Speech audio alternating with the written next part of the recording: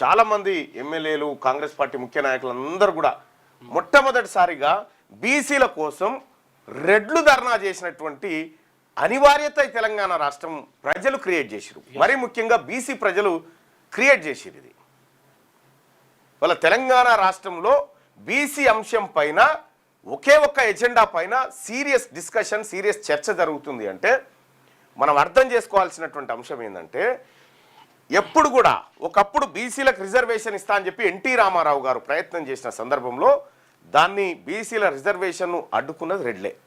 ఆ తర్వాత బీసీలకు రిజర్వేషన్ విషయంలో జానారెడ్డి కుట్ర ద్వారా రమాదేవి అనేట ఆమె పిటిషన్ వేసి బీసీల రిజర్వేషన్ అడ్డుకున్నది.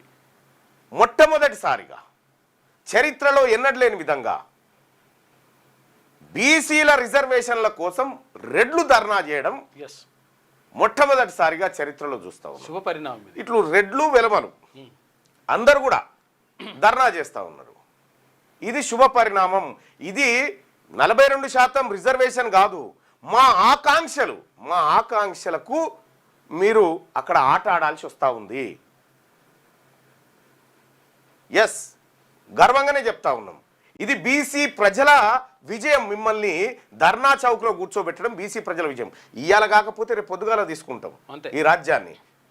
ఎట్లా తీసుకోవాలో బీసీలకు అర్థమైంది. కానీ ఈ పరిస్థితి, ఈ అనివార్యతను క్రియేట్ చేసింది మాత్రం బీసీ ప్రజల ఆకాంక్ష. బీసీ ప్రజల ఆకాంక్ష ఇది క్రియేట్ చేసింది.